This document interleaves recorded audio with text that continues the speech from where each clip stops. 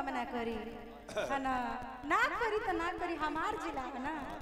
सभी की डरा गई लाखों में जवान सीना तान के होई तो पूछ जइह छापरा सिवान के होई। आखिर का है कि जवाना के डर नहीं अरे जान के होई तो पूछ जइह छापरा सिवान के होई। आई ऐसा बिकी डरा जहाँ के भिखारी ठाकुर अरे जहाँ के खेसारी कि मिश्रा महेंद्र संगे अरे महात्म तिवारी कि जहाँ के मशहूर भुंडा भरा।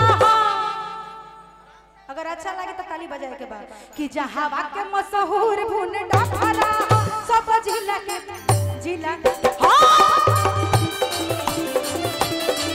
सब जिला के छापरा।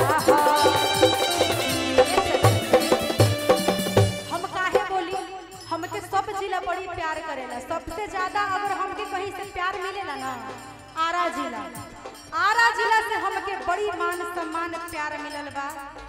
छपरा जिला तो हमारे घरे है का जहाँ के भिखारी ठाकुर जहाँ के खेसारी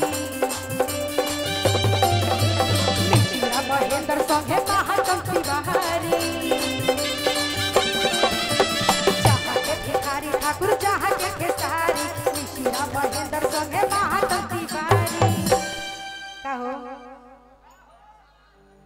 प्रकाश जी भूजा बनारसी भूजा भंडार अदना बाजार के तरफ से बड़ी बड़ी पुरस्कार बा।